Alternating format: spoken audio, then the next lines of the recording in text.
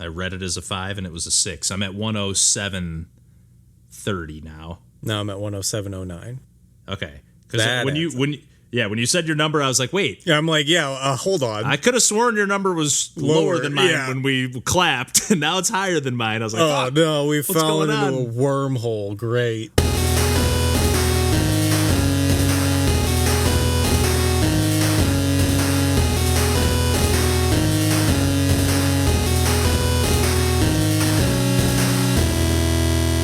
Hey, everybody. Welcome to Pursuing Pixels. My name's Kevin Portelli, and I'm here tonight with John Hines. Hey there. And it's just the two of us this week. Missing Randall this week for sure, but hopefully he'll be around to join us for the next one. I'm kind of itching to both play that new Star Fox, and I know he's dug into it as well and mentioned that he was planning on talking about it next time he is able to join. So definitely looking forward to digging into that. And I guess we can just kind of get right into the action on our end here. And I guess we can give a quick recap on the this year's 5th annual Pursuing Pixels James Jam Game Gam. I think we've talked about it a handful of times leading up to it. And obviously we've talked about all of our previous game jams over the years on the podcast. And I think I mentioned this one, was a little bit smaller than some of the previous ones, just in the sense that, number one, I've kind of all but given up on posting on social media. And whatnot. And then it's just been, the World Cup's going on right now. The Game Maker's Toolkit Game Jam is right around the corner. So again, not to make excuses or anything, but yeah, just a little bit smaller this time around. But we still ended up with 20 entries. And yeah, just wrapped it up on this, Monday at the start of this week, at least at the time of recording this. This will probably come out a few weeks after the jam wraps up. But not only did John participate in the jam this time around, he also got a chance to play, many of the games that were entered as well. Mm-hmm. So I'm excited to kind of dig into a few of them here. Not necessarily dig into them, but just give some quick shout outs to some of our favorites. But the theme this year was Protect. I always kind of, to lean into the alliteration and just the, silliness, I guess, of the game jam itself and the name and everything. I always go with a theme that starts with P. And I've got a handful of where I'm like, okay, these will be good ones for next time too. But Protect just seemed like a relatively open-ended theme that seemed pretty, easy to come up with a game idea, at least for me. I'm like, the first thing that popped into my head was a turtle shell or whatever. And sure enough, somebody did make a game with turtles marching along the bottom of a screen, and you're controlling this character with a boomerang, and you gotta stop I can't remember if they're coconuts or some kind of eggs or something falling from the top of the screen. I believe it was coconuts, yeah. And yeah, that was just a super fun little arcadey, action game. But as always, there's some really polished entries that always end up blowing me away. I guess, John, do you want to give any shout outs or just talk about your experience jamming? I know you didn't quite get a game across the finish line, I did but not.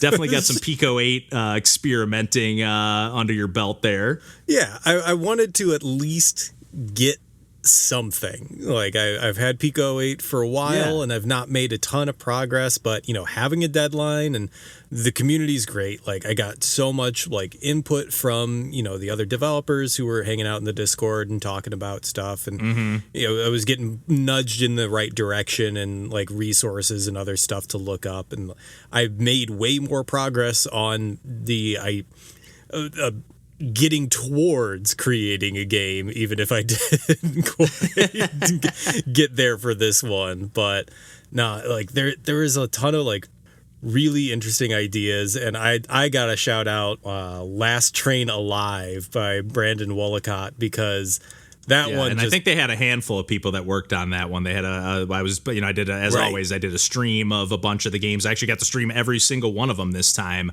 and they were all hanging out in there. And unfortunately, we were talking about it before we jumped on, but I had some mouse sensitivity issues, and I'm sure you did as well. It sounds like it was a little bit of a problem on their end, but I did have a great time with that one, and really loved the sense of style. It had a really cool, that PS1 era kind of 3D fidelity, kind of going on. And that's the thing, there's so many different engines that people were using, and being able to people are posting them as they're developing them, so you get to see them in all their different iterations. But yeah, there was a sense of style in Last Train Alive where I was just really looking at it, and because I was also participating in the jam, all I was thinking is oh, that's a really cool effect on like how they're getting like the parallax going, like as this train's moving through like the 3D area, like trying to think is like, all right, well, how many assets do they have and like how are they being stored or like deployed in the game? And like, so it was really fun to like think about the games like coming from a design aspect as opposed to like in previous years where, you know, I was just playing them kind of as like, you know, just a regular like player. Yeah, to appreciate them or rate them or whatever and go through the process. But yeah, it is totally different to think of it in the perspective because I'm trying to put myself in the developer's shoes to the best that I can, but you know, I've never made a game other than obviously working on stuff with Glenn, but more on the audio side of things. And I've noodled with Pico 8, but really hit a brick wall and was like, yeah, I don't have the patience for this. But, you know, I'm doing my best to try to be like, okay, yeah, I see, you know, how are they, making that run more smoothly, or how are they, you know, putting that all together, at least, you know, from the outside looking in. But it is cool to see.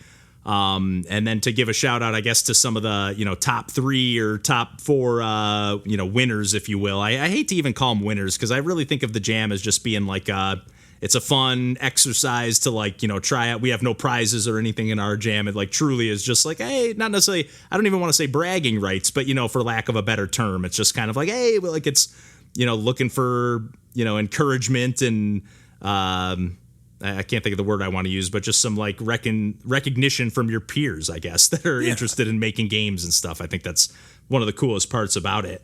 But yeah, the number 1, I guess, overall winner was Protect.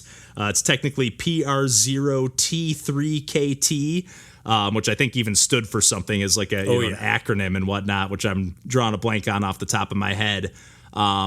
But this was from the team over at Acorn Jelly Games that have jammed with us a few times in the past. And they've even, I think in the past, in previous jams, like split off into multiple teams. They've got quite a few folks that worked on some of these projects here and on this one as well. But it's a really cool take on not only the theme in the sense that you're like controlling this like planetary defense system, but essentially it's a match 3 puzzler, but it's all about just racking up not only a high score but also just lasting for as long as you can. And I really liked how it kept track of like those 2 separate, you know, high scores, if you will, for just like your longest survival time and your most points. And you could kind of theoretically lean more towards one goal over the other, I guess. Although every time you made a match, it gave you more time and obviously gave you points as well. So it's like it kind of works in tandem with itself. But I had a few good runs on that. And then right behind that one in all the rankings was Pond Protect that I know you and I both really liked. I think we all really liked a lot of these games. But this is a game that we were talking about before we jumped on as well. Talking about Pico 8 before. This is developed in the Usagi engine. I don't know if I'm pronouncing that 100% correctly. But this was new to me. You know, I had never heard of it up until checking out this particular entry to the jam. But it was just like a really cool, and obviously some of this goes towards the developer themselves, HE, doing some cool like hand-drawn or however they did the pixel art on there. All the different creatures just had these really cool like 1 or 2 frame animations, or I guess 2 or 3 frame animations, kind of, you know, juggling back and forth. But it was just like a really solid vertical, scrolling, not even scrolling, but vertical, you know, arcade shoot 'em up that just had 10 levels to rip through. Were you able to beat that one, John? Or I'm trying to remember if I didn't beat it, but I did get far enough that I was able to get a lot of the different like voice cues or like little script things, which was great. Yeah, there's some really great humor in there and stuff like that. And it was really satisfying. So like basically the game, like the enemies are coming down and you're protecting your little pond at the bottom of the screen. And if they come all the way down and make it to the bottom of the screen, they'll actually like fill up a pail of water and start running a little faster towards the top of the screen to bring it back. And I think if they get 5 buckets of water or 10, whatever it is, then you lose.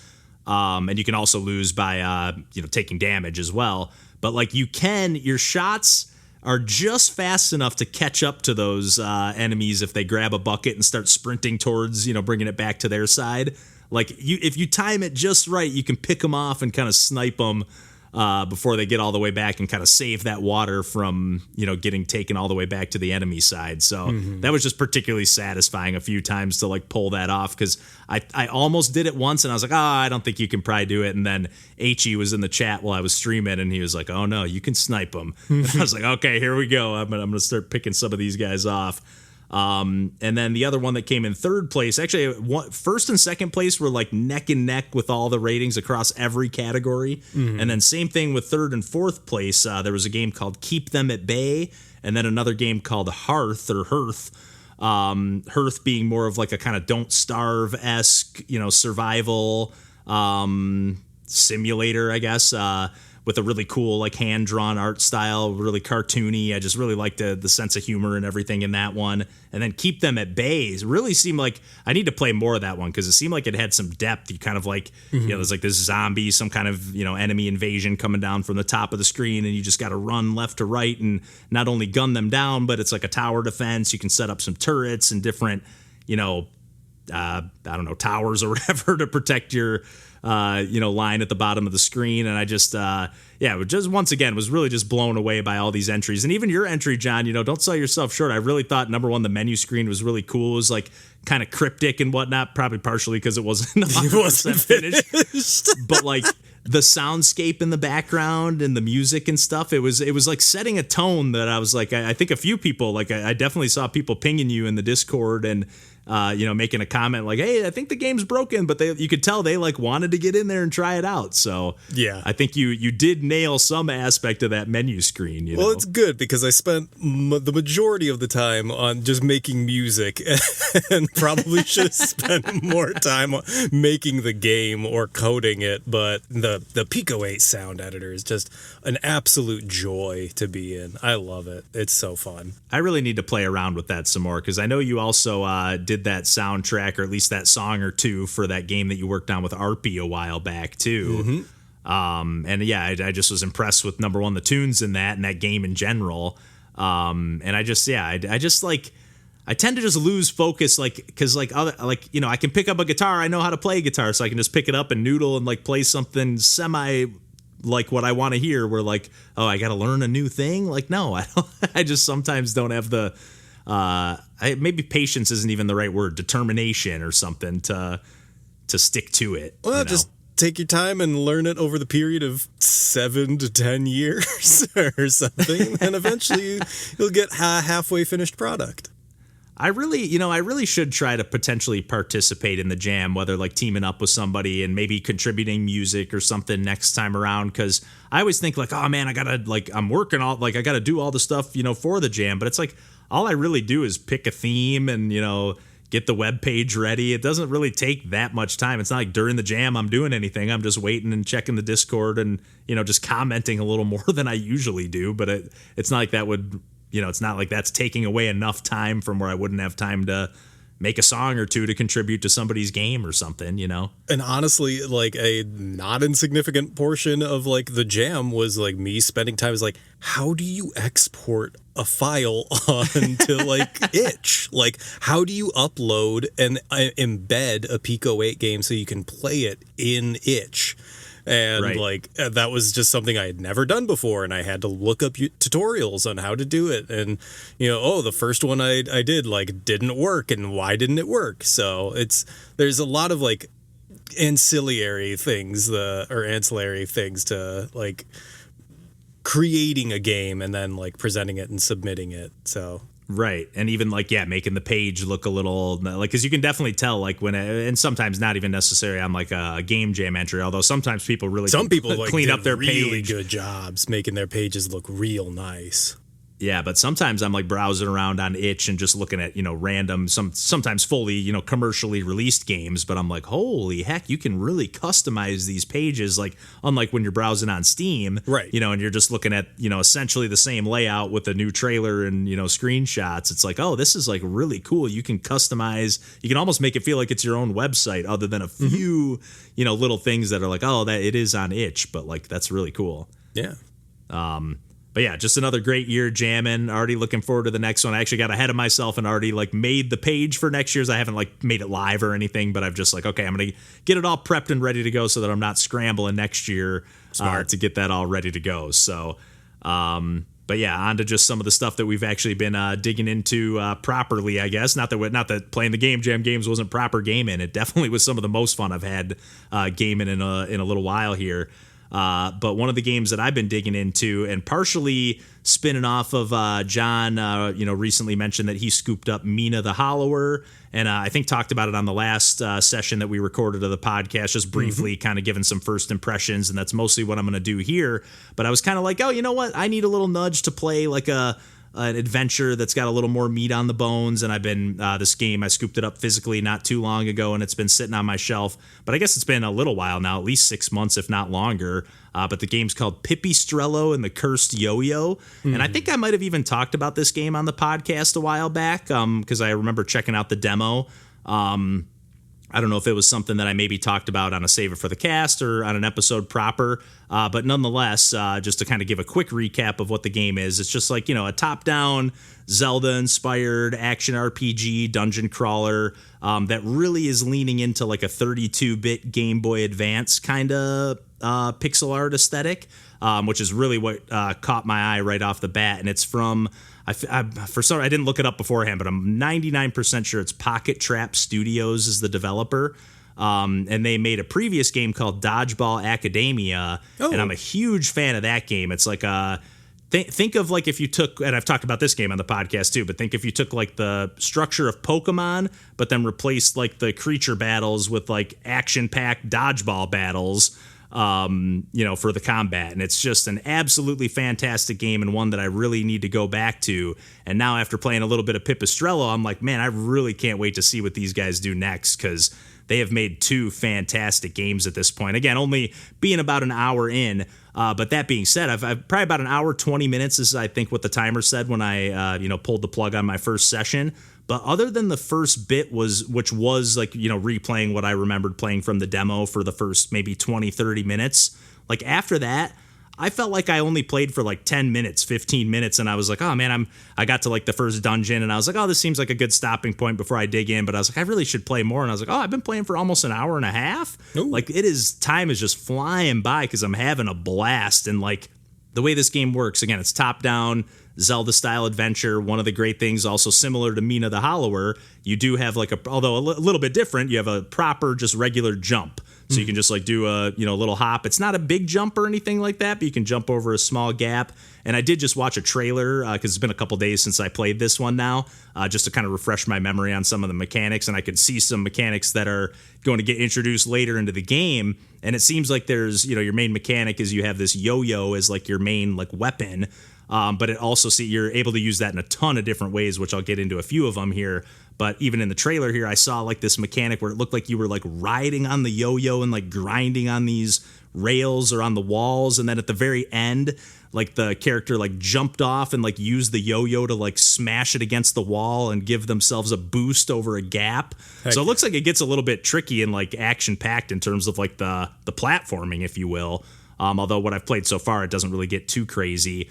But even right off the bat, you get this yo-yo and your character just has like a toy yo-yo, and then at one point your aunt is like getting captured by these mob bosses and they're shooting this laser beam at her, and then you throw your yo-yo in the middle of it and it like intercepts the laser beam, but then because of that, like your aunt gets like sucked into your yo-yo and it becomes this like possessed, so she's like talking trash to you the whole time while you're trying to succeed in your mission or whatever, and she's like, all right, well, we got to get to the secret hideout so we can come up with the plan. And so your secret hideouts where you can get back to like the tool bench and get your different upgrades and stuff like that.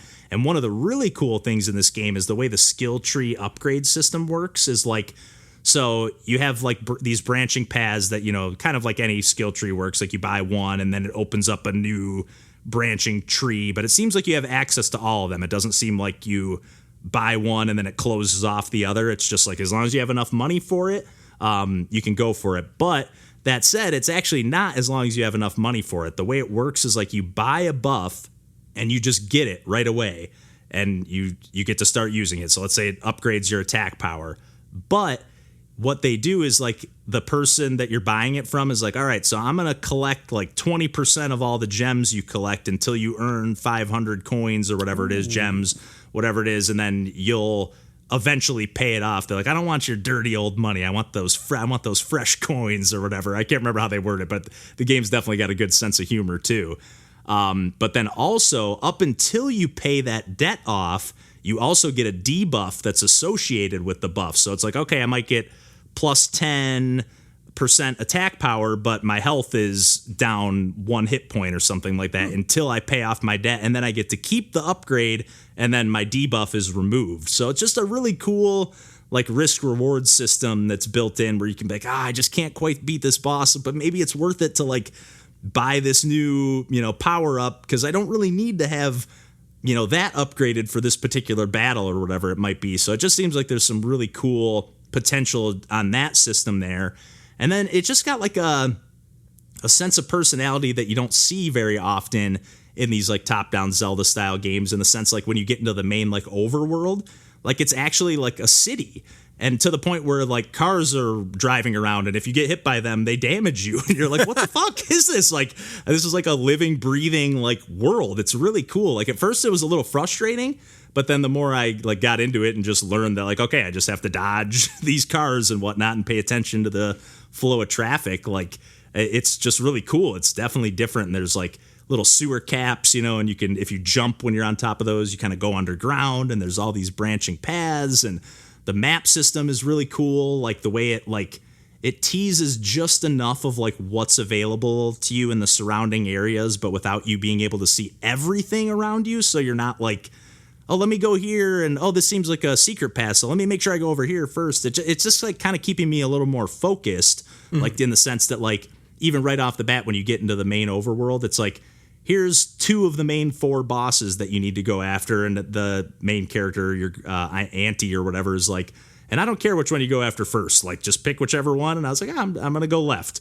But I like that it's like open-ended, but kind of guiding you in the right direction. I haven't gotten into too many of like the dungeons themselves, but the yo-yo mechanics, again, it's like otherwise, like it mostly just works like a semi longer than your average sword. You're just throwing it out in front of you, but like I unlocked a new power up that like I can hold it down and charge it up, and I kind of do like a spam attack where you kind of do like a little flurry of them. You can also hold down one of the shoulder buttons and like throw the yo-yo, and they will have a bunch of paths that are like, they'll have these 45-degree angles on the wall, so you can like bank it off the walls and steer it through these corridors and different paths. So like one of the cool mechanics are like there's these switches with these batteries, so you like throw the yo-yo, pick up the battery, and try to get it over to like where you need to plug it in.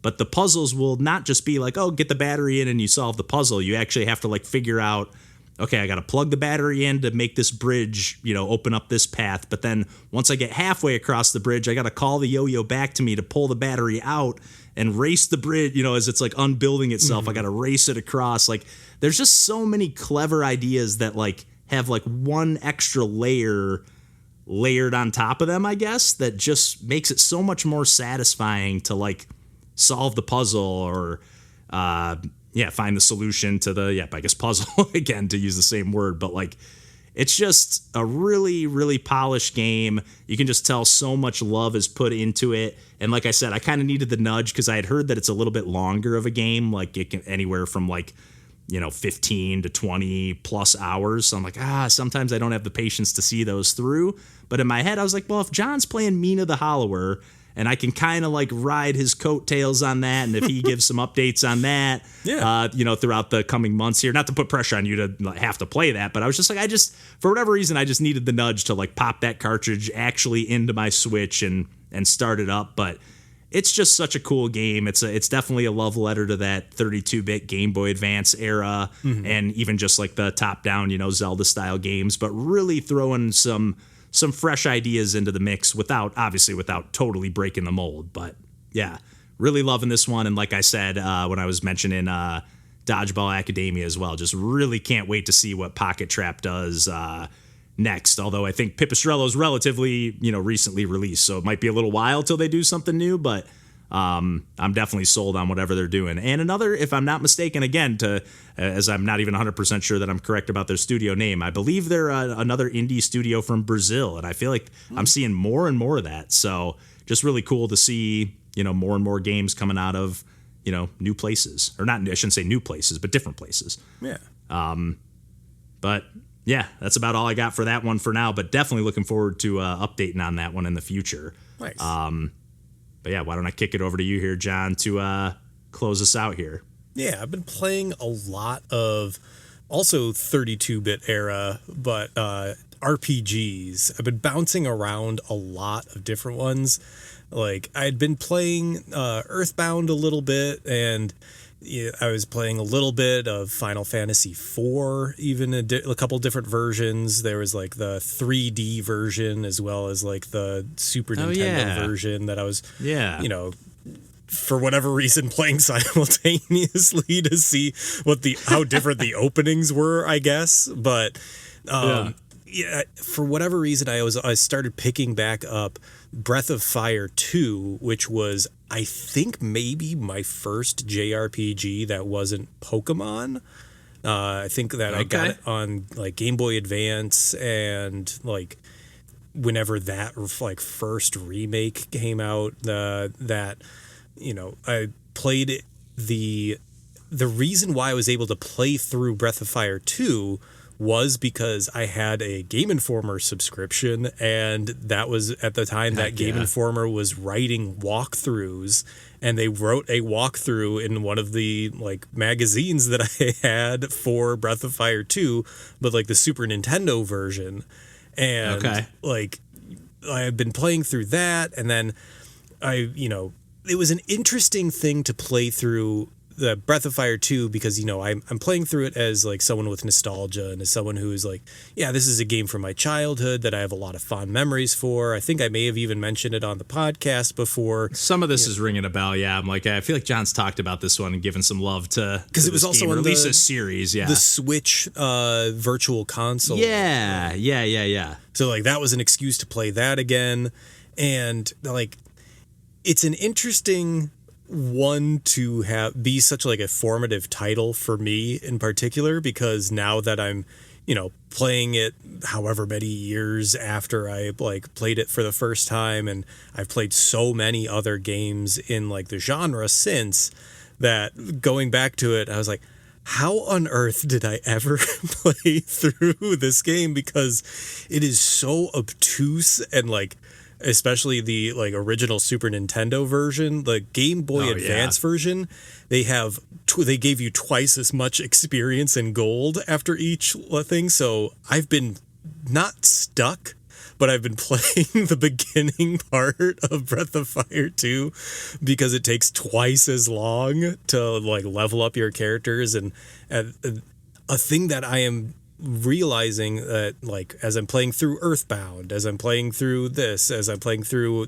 Tales of Phantasia, which was another Super Nintendo game that I played years ago, but back when it was only a fan translation because they hadn't released it by the time that I was playing it in North America, or at least a translated version of it. And like, those games were very difficult at the beginning, because they're usually like, oh, you have one party member, and there's usually like, it costs basically as much money to like go stay at an inn as you will like take to like earn that much money, like by the point that that's like all you can afford. Right. Yeah. So like, I'm playing through these like early 90s or like mid 90s JRPGs, and I was like,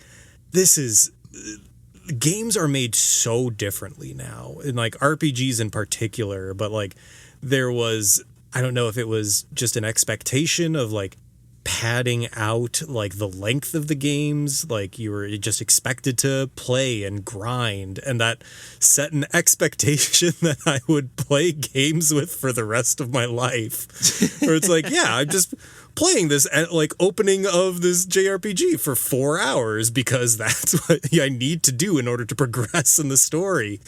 But like, in EarthBound, it is brutal how like much like I'm just getting the shit kicked out of me at the beginning. That game is hard at the start, like very deceptively hard, just because it's such like a cute game. Like for a lot of people like me that aren't super into JRPGs, but like I want to get into them. Like I know I've mentioned this before on the podcast, but it's one that always catches my attention because I love the aesthetic and I love the humor and I love a lot of aspects about it. But then it's like, oh, this is like number one. It is like in a lot of ways, a really primitive JRPG and like basic and stuff like that, and innovative in a lot of ways too. But it's like the two aspects of it are kind of juxtaposed. You got this cute, inviting art style and whatever.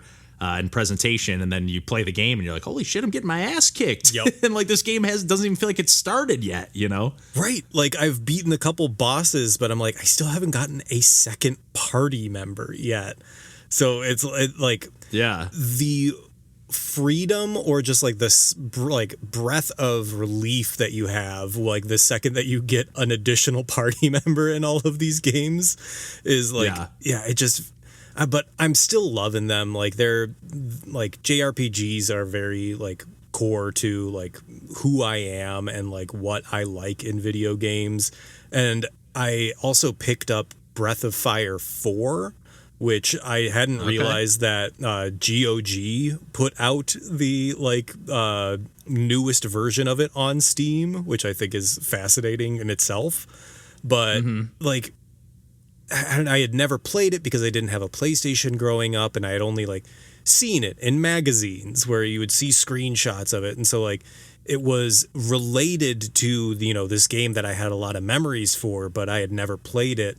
And again, like coming back to it years after its release, and I'm seeing all of these like things that either were novel at the time, because I think that Breath of Fire 4 came out in 2000 and it was one of the last like PlayStation titles, because like after that it was almost developed for PlayStation 2 or almost moved over to PlayStation 2, but so it has like these very early 3D graphics that are more reminiscent of like tactics titles and how like they would deploy 3D level design. And it's really interesting to see it as like, oh, here's like what JRPGs were like in the 2000s compared to Breath of Fire 2, this is what a JRPG was like in 1994. And it's only like a 6-year gap between the two. And like, they still have a lot of, how JRPGs and just RPGs are, you have your inventory system, you are like leveling up, you're getting spells, but just like the presentation is so different but familiar between the two. I don't know, it's really fascinating to play through them in sort of like one concurrently and getting a little bit of like whiplash of it's like these are different era games, even though like they're basically now a rounding error in how old they are. right. And like playing through Tales of Fantasia and like feeling the very, at least for Tales of Fantasia, like it being the very early like stages of what would become a like more fleshed out series. And like in Breath of Fire 4, there were only 2 more titles that like Capcom ever made in that series, as opposed to like the Tales series has had this much long life to it that has they're still making them, and they get to experiment on that. And so it's interesting to see like how games evolve over time, or it's like, okay, well, this is the identity of this title that gets carried through other titles. But I don't know. I'm really enjoying bouncing around, especially since a lot of the early parts of all of these games are particularly slow and brutal. So anytime I get sick of one, I just jump ship to the other one and grind a little bit in that until I get sick of that. And I just keep bouncing from one title to the next. And maybe I'll get to, a midpoint at some point for any of these, but I don't know. I'll be playing a lot of these titles simultaneously for a while, I think. Heck yeah. And are you still playing that on like your retro setup that you got going on? Or are you playing on like the Steam Deck or a little bit of everything? Or? Yeah, like the Steam Deck, has like some of the Final Fantasy, this SNES Classic Mini is like some of them. And then, I'm just busting out old titles that I have. Like I still own a lot of these games. So I'm just playing them wherever I can. So that also helps, like, it's like, all right, I'm going to be playing tonight in the bedroom, so I'm going to be playing on, like, the TV versus, I'm going to be, like, doing something while Lauren's doing something else in another room. So, it's good to have options. Yeah, no doubt about it. No doubt about it. I've definitely I haven't really played any Pipistrello, like, laying in bed with the Switch yet, but it's definitely, that's one of the reasons I scooped it up and scoop up most games if, on Switch or Switch 2 or whatever. If it's an option and if the port is, not knowingly terrible, right. I'm like, I'm just going to get way more mileage out of this if I know I can like play it in bed here and there or play it on the couch while I'm watching the World Cup or, doing whatever else. So I definitely, like being able to play on different formats and whatnot, obviously. But 100%. Yeah, you're every time you talk about RPGs, you get my like juices flowing a little bit, and I'm gonna find a way in. Obviously, I still got to try my resolution game for this year and try that Final Fantasy VII remake. Ooh, I'll pick 13 back up because that's very of a piece of 7 remake, and maybe that'll get me back into playing that. Look at that. We'll keep riding each other's coattails. So that's great. That's how we hold each other accountable. Yeah, accountable, and like I said, I like using like little things that you or Randall bring up as like, again, a little motivation or nudge to steer me in a different direction than I would have, gone otherwise, or get me to not do. I know I'm not typically, although I've gotten more like Randall, where I don't unwrap and open my games right away when I get them. I'm just like leave them wrapped on the shelf. But like even him saying like, I'm definitely planning on talking about Star Fox next time. It's like, then I'm definitely going to dig into that. Whereas otherwise, who knows how long it would sit there before I finally say, let me fire up that Star Fox game. Absolutely. Although I will say that's a game for whatever reason that seems like a little more like easy to just jump in and fire it up. But if it's something like a bigger RPG experience or a Pipistrello where I know it's, could be 20 plus hours, I'm like, I don't know if I have the time to fit this into my life right now. But it's like, I'm not gonna have the time to any better 6 months down the road, so why just not play just 8 start games it now? Simultaneously. It's fine. That's a perfectly normal way to play. Even multiple iterations of the same game. The same game. Yeah. No, that's amazing. But yeah, I don't know anything else before we wrap things up here for the evening, John. Not this week. Good deal. Well, as always, you can find us on the internet at pursuingpixels.com. And thanks again to everybody, including John here, who jammed with us during this year's jam. It was definitely just an absolute blast and a pleasure, honor. It's always just like the nicest folks, the most respectful. Like, it's just, I don't know. I feel like it's like a miracle that it always ends up being such a positive experience pretty much across the board. Mm-hmm. I had a few spam entries at the very beginning where like people were just entering into like 20 different jams, but clearly I'm like, okay, it's easy to see that they did not make a game based around the theme, and it was pretty easy to weed those out. But yeah, at the risk of just rambling on and on here, I think we can wrap things up for the evening. And I think I already said this, but you can find us on the internet at pursuingpixels.com, and everywhere else, just look up Pursuing Pixels. And until next week, we'll catch you then, and take care. Bye. Heck yeah. I think I did repeat myself there at the end. Fine. But like you've said in the past, I do love that we don't have like a scripted outro. Like I hate when I'm like listening to, I shouldn't say hate, but like when I get into like such a rhythm with the podcast, we're like, okay, their first 5 minutes is like total BS that like I don't give a shit about. Yep. The last 5 minutes or 10 minutes is total BS. I can just skip to the next one. It's like, I kind of feel like I'm just like going through the motions at that point. I'm just like, even the episode itself feels like I'm going through the motions, But I think it's stop podcasting yourself ends on like the same thing every time, but it also like is queued up with like the music outro of the episode, but it starts like before the like thing ends. or like before like the whatever like quote ends. So there have been a couple times where like the outro music starts playing and I'm like, he's not even started. What? How could this possibly, like, we're in the middle of a sentence here. And then like it just like it gets like rattled off like super quick. I was like, oh, it's incredible. Now that's kind of cool. Yeah, I like that. I like that kind of stuff. I only went up 2 degrees. I just turned my AC back on. Only went up 2 degrees during that.